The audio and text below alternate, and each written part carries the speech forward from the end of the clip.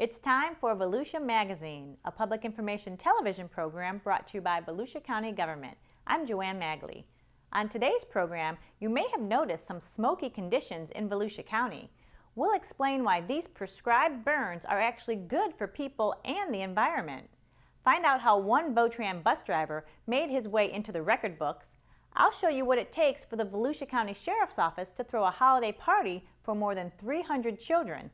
And Community Information Director Dave Byron will talk about the well-being of Volusia County seniors with our studio guest, Doug Beach of the Volusia Council on Aging.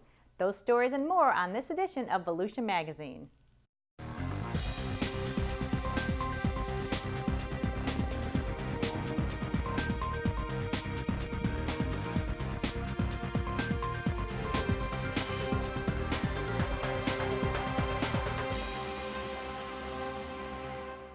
Some areas of Volusia County have been smoky lately because firefighters from the Florida Forest Service, Volusia County Fire Services, and the St. Johns River Water Management District have been conducting prescribed burns. Prescribed burns are good for people and land because they reduce hazardous accumulations of underbrush that could fuel a wildfire. They restore native plant species and maintain natural ecosystems. For most of Florida's history, Florida was covered with grasslands and timberland. Periodic natural fires maintained the ecosystem, burning off dead foliage, thinning overcrowded forests, and making room for new growth. As Florida's population exploded in the early 20th century, fire suppression efforts increased. As a result, trees were stressed by overcrowding, fire-dependent species disappeared, and flammable fuels built up. This increased the risk of raging wildfires that can spread rapidly and endanger humans, homes, and wildlife. Today, firefighters know that fire is a necessary part of the life cycle in forests. Florida started using prescribed burns in the 1970s and now has the most active prescribed burn program in the nation, treating more than 2 million acres with prescribed fires each year, according to John Pasquale, a wildfire mitigation specialist for Volusia County Fire Services. Where we're burning today has a lot of palmetto gallberry and scrub oak in it, and we're trying to reduce the fuel loading of those three types, is the palmetto gallberry and scrub. And what it's going to do is it's going to help the pine thrive in here, the longleaf pine thrive in here, plus it's going to allow some more vegetation, grasses to come back in for the wildlife. Before conducting a prescribed burn, firefighters consider the temperature, humidity, wind, moisture level in the ground, and the conditions for the dispersal of smoke. Firefighters agree prescribed fire is a safe way to apply a natural process to ensure ecosystem health and protect people and property from wildfires. The only thing I'd like to add is we're getting ready to come after we get through burn season. It's going to be fire season, and the biggest thing I could tell everybody is prepare now. Have a plan ready so that you can, just like a hurricane, have all your stuff ready to go. If we get a wildfire, be ready to evacuate and try to keep at least a 30-foot buffer, if not more, around your house where we can get in and defend it. For more information on fire safety, visit volusia.org/fire services. It takes a Votran fixed route driver about 12 years to drive 1 million miles. Now imagine driving that many miles among the increasing traffic without a single accident. Votran bus operator Evett Doc Wilson reached 3 million safe driving miles recently, a Votran first. Votran boasts 10 drivers who have each driven not 1, but 2 million accident-free miles. Another 32 drivers working for the Public Transit Agency have reached the 1 million safety milestone. These drivers showcase Votran's excellent safety record. Wilson is the first Votran driver to accomplish the achievement of 3 million safe miles. Safety is the #1 goal. It's ingrained in our training. It's consistently pushed to the employees on a daily basis, and it's something that we're really proud of. We have 55 current and past Votran employees who have achieved 1 million miles of safe driving. So it takes 12 years to accomplish 1 million miles. That's no small feat. Wilson achieved 3 million safe miles in 2013 and reached 2 million safe miles in 2001. During his 36 years with Votran, He has been named Operator of the Year in 1995, 2000, and 2013, and Employee of the Month 3 times. Wilson received the National Safety Council's Safe Driver of the Year Award of Honor for the South Atlantic region in 2009. He also has received commendations for perfect attendance, safe driving, excellent customer service, and has participated in numerous special events. Hired by Votran in March of 1977, Wilson is an East Side operator driving daily on Route 40 and Route 41. What does it take to get 3 million miles? A lot of concentration, a lot of focus on the job at hand. I can't take all of the credit for that. It starts at the top with management, and we have an excellent management team. They prepare us constantly throughout the year with periodic seminars, and we even have simulator training to prepare us for the traffic out there. Wilson and his fellow million milers have driven an impressive 44 million safe miles.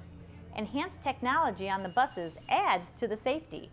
Wilson noted that the announcement system on the buses enables the drivers to concentrate more on driving, and the announcements are clearer for the riders. For more information on Votran Public Transportation, visit Votran.org.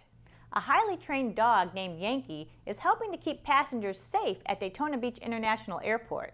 Canine Yenky, along with Volusia County Deputy Joe Durney, are stationed at Daytona Beach International Airport, where they conduct area security checks of the private, restricted, and public access areas of the airport and assist TSA. But Yenky isn't a typical bomb detection dog. The canine recently earned second place in explosives detections during the 16th Annual International Canine Seminar and Workshop held in New Smyrna Beach. Deputy Durney and Canine Yenky, both members of the Volusia County Sheriff's Office Bomb Squad and Canine Unit, competed among 125 law enforcement teams from across the United States and as far away as Canada, Sweden, and the Caribbean. There was about 125 teams this year. Yenky placed second in explosives detection. What it entails, it's an advanced course. It's not a basic handler's course. These guys are seasoned handlers. They know what they're doing. The scenarios are designed to challenge the dog as well as the handler. Canine Yenky is a specially trained bomb dog. The German Shepherd was imported from a certified vendor in Germany and spent several months undergoing extensive training at Southern Coast Canine in New Smyrna Beach. He goes through a rigorous training regimen. It starts from day one to day when it's time to go. He's doing training all day long, where it's 3, 4, 5 sessions at a time. Gives a little bit of a break. It's a long process, but it's something that we need to make sure we get it right because of what these dogs do.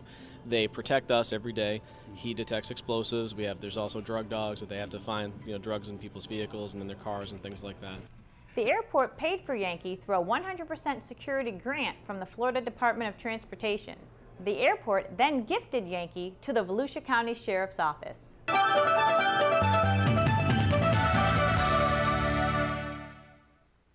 Hello, I'm Joshua Wagner, Volusia County Council, District 2. If you are planning a construction project on your home or business, make sure your contractor is licensed and has obtained the proper permits. Obtain an estimate in advance and do not put money down before the work is completed. If you have a complaint, please contact the county's contractor licensing office. We can verify if someone you are hiring is licensed to do the work they claim. For more information, visit volusia.org.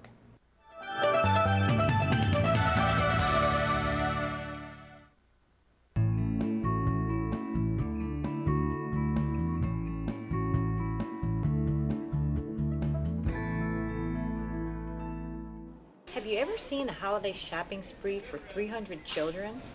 This was the scene recently when members of the 100 Deputies, 100 Kids Charity Committee went shopping for the Sheriff's Office annual holiday celebration that benefits underprivileged children in Volusia County. And while the program is called 100 Deputies, 100 Kids, School Resource Deputy Ken Welty says it's definitely outgrown the name. Well, it's not just the gifts, the kids actually get to come spend time with us. They ride in our police cars. We actually sit and eat a meal, and then they get to see Santa Claus come in, and when you watch them unwrap the presents, the whole thing together is just one wonderful night, a great experience. The program was launched in 1989 and has been carried on enthusiastically since Sheriff Ben Johnson took office in 2001. For the Sheriff's Office, it's an opportunity to bond with children and give back to the community. For 2 years in a row, I've actually stayed in contact with my family that we had because they were the same age as my family. So we've actually grown and become friends over the years, and you can actually make new friends, and you can be part of a new family. It's a good experience. The shopping began at 8:30 a.m. and didn't end until all of the shopping carts were overflowing with toys and goodies. As you can imagine, a transaction like this takes a lot of planning and donations. Judy Edwards, management specialist with the Sheriff's Office and chairman of the 100 Deputies, 100 Kids program, says the event takes about 4 months to plan, for everything from contacting previous and prospective donors to identifying families that are facing hardships. Nominations are received through deputy sheriffs who come into contact with these families either on a personal level or a professional level. Our school crossing guards also make nominations as they see these kids every day. And then I turn to the school guidance counselors in the Volusia County school system for nominations. It's a lot of coordination on my end. It's just trying to get the nominations in, trying to assign deputies to these families, and making sure that everybody that is been nominated is invited to the party. And after months of preparation, the shopping spree, and not to mention wrapping $10,000 worth of gifts, this is the result. More than 300 children feasting on 150 pizzas and getting to experience the magic of the holiday season. The deputies serve as hosts and escorts for the evening, picking up their families in their patrol cars for the ride to the agricultural center in DeLand. In addition to food and gifts, the kids enjoyed pony rides and fire trucks and, of course, a visit from Santa Claus. This event actually is wonderful. I've been doing it for 5 years. We love giving back to the kids who are in need. I get my family involved too, so it teaches morals and ethics and what we should do on Christmas and what it's really about. So I'm glad to be a part of it. Some of the kids that we mentor and part of this program, they know that we're more than just deputies, and we help them with other things like bullying, their homework, stuff they deal with on a daily basis. So we actually get to become their friends for a little while, and it's really good. For Volusia Here and Now, I'm Joanne Magley.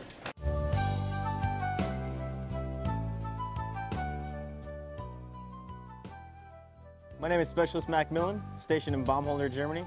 Just want to give a shout out to our family in Port Orange, Florida. Happy holidays, Merry Christmas. Merry Christmas.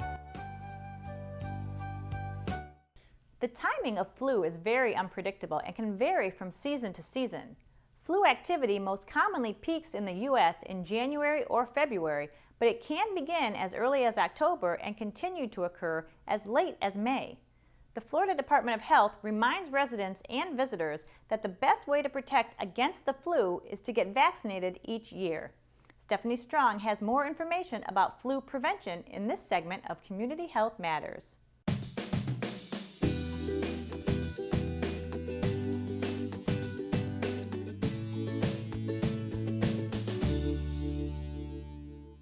You don't have to remind Barbara Montgomery to get a flu shot. The Lake Helen resident gets one every year for protection against influenza. I get it every year. I got some years ago, like 20 at least, I got the flu really bad. And at that time I was smoking. It made me quit smoking, but I swore I would never get the flu again. And every year since then I have gotten the flu shot, and I have not gotten it. The Florida Department of Health in Volusia County advises residents to get the flu vaccine as soon as possible. And I try to do everything I can to stay healthy and wash hands a lot and take a lot of vitamin C and try to live healthy. Influenza or flu is a contagious respiratory illness caused by influenza viruses. It can cause mild to severe illness. Serious outcomes of flu infection can result in hospitalization or death. Some people, such as older people, young children, and people with certain health conditions, are at high risk for serious flu complications. The best way to prevent the flu is by getting vaccinated each year. Families come in all sizes and shapes. Sometimes your friends are your family by choice, or sometimes you're just stuck with Uncle Charles. But what we know is that you want to protect the people that are close to you. but the flu can unravel everything. Your flu vaccine protects you and your family. No matter what draws your family together, protect yourself, protect your family. Everyone needs a flu vaccine. Flu prevention steps include washing your hands often, covering your mouth and nose with a tissue when sneezing and coughing in your sleeve and not your hands, staying at home when sick, and getting a flu shot. It took a few minutes for Barbara Montgomery to get her flu vaccine, and now she has peace of mind. For more information on flu prevention, please visit www.volusiahealth.com. For Volusia Magazine, I'm Stephanie Strong, Public Information Officer for the Florida Department of Health in Volusia County. Now let's join Community Information Director Dave Byron in the studio with his guest, Doug Beach, the Chief Executive Officer of the Volusia County Council on Aging. Well, thanks, Joanne, and happy holidays, everyone. For nearly half a century, the Council on Aging has been a primary resource and advocate for the health and welfare of seniors in Volusia County.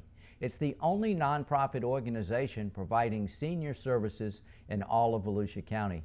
As we all know, Volusia County is a haven for seniors, having just been named a top retirement destination by the National AARP organization. Today, we'll find out what's on the minds of our senior population. We're talking with Doug Beach. He's the Chief Executive Officer of the Volusia County Council on Aging. Doug, happy holidays. You as well. Thanks for having me. Thanks for being with us. Great. Hey, for those people that are not familiar with your organization, give us kind of a general description of what you do. Well, when we introduce ourselves in the public, or I introduce ourselves in the public, I'll ask people, how many of you have ever heard of the Council on Aging? And not many people have. And I said, how many of you have heard Meals on Wheels? Everybody knows Meals on Wheels. Sure. So we are the Meals on Wheels provider in Volusia County. There are 52, 54 like agencies like us across the state providing Meals on Wheels. They come through federal and state contracts, and our goal is to keep seniors in the community as long as possible. And I think your major facility is downtown Daytona Beach, is Yeah, that's where the office is, but we have 8 sites in partnership with the cities in Volusia County, and that's where our seniors go, are those senior centers, those congregate sites. Now, how are you funded?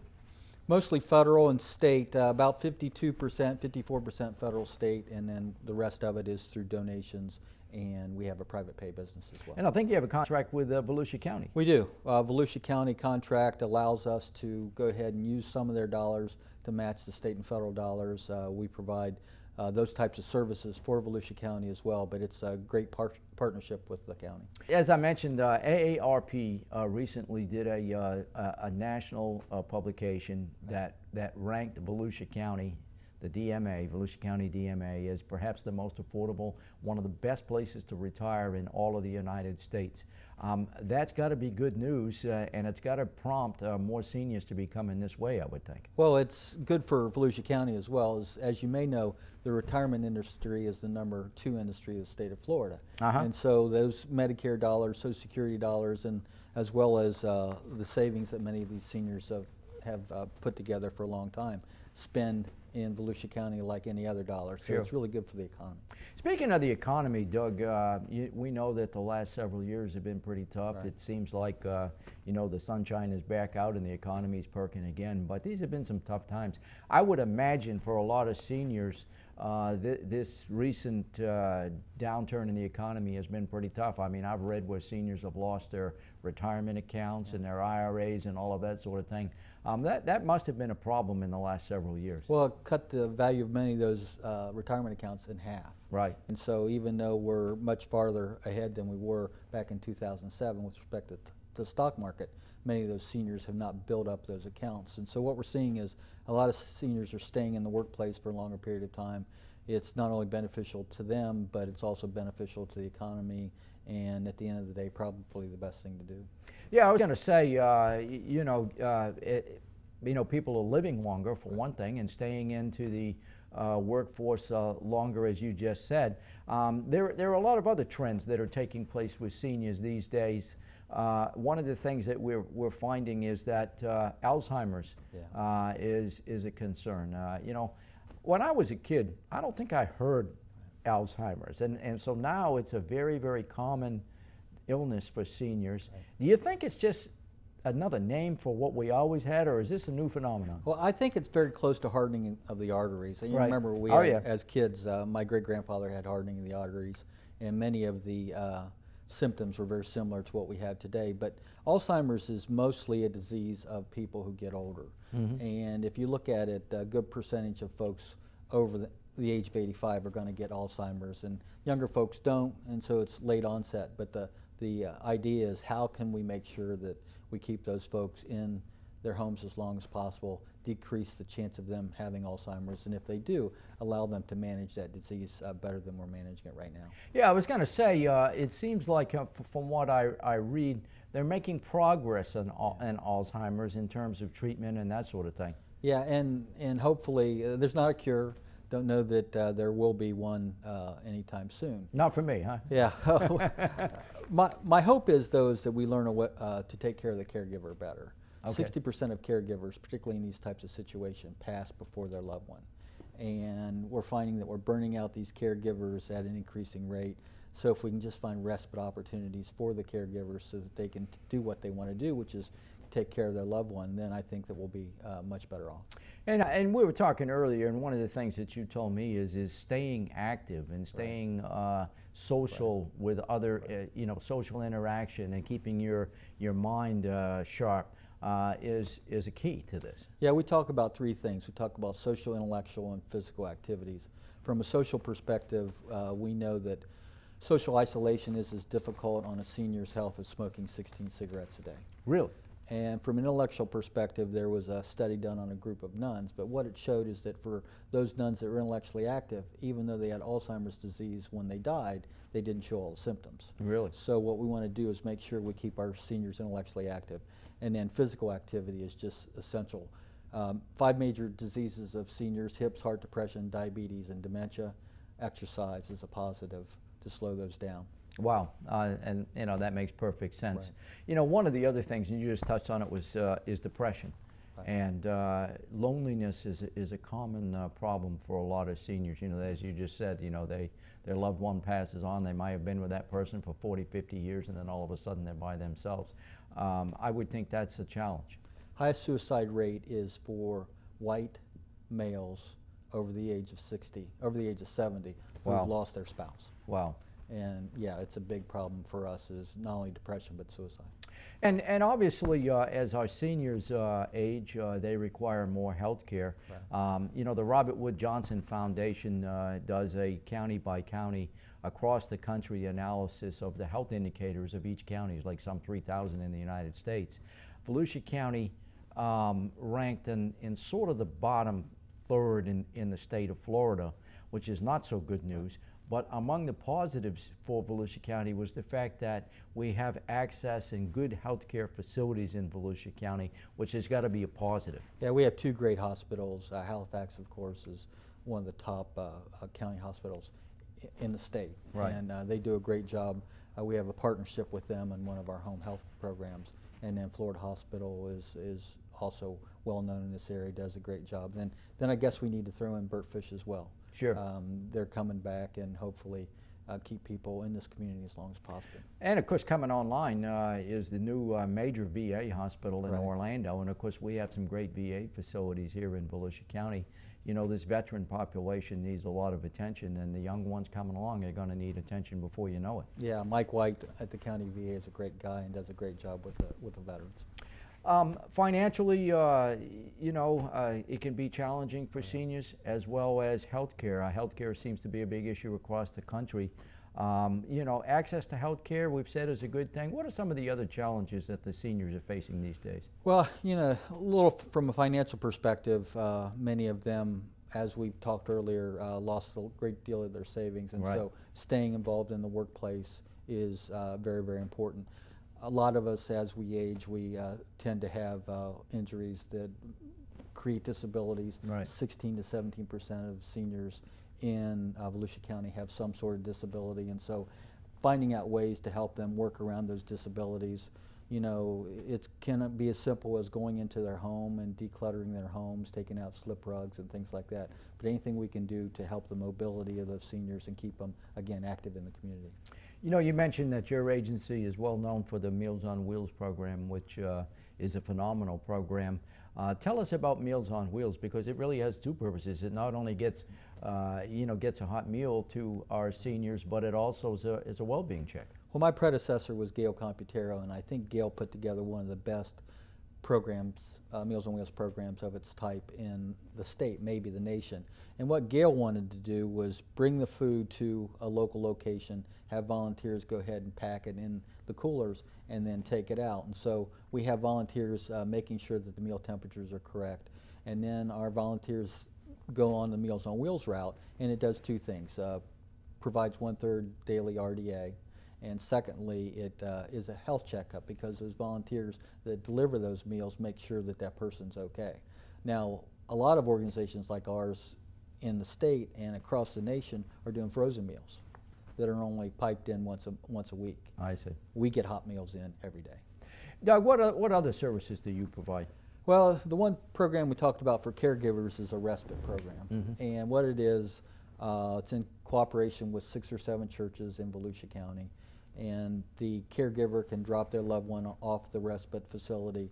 It's based upon a national model. Starts out with chair exercises, physical exercises, short-term memory, long-term memory, break for lunch, then we play dominoes and bingo. And so it gives the caregiver that 6-7 hours of respite, but then also does something stimulating for the client as well. Doug, if there are people out there that would like to volunteer to help you out, I'm assuming you could always use volunteers? Yeah, give us a call, 253-4700, 386-253-4700. With the meals program, every day it takes nearly 300 volunteers to get those meals out. Wow. So we really need the help, and again, anything anybody can do, we can count it as in-kind match. And what are you doing for the holidays?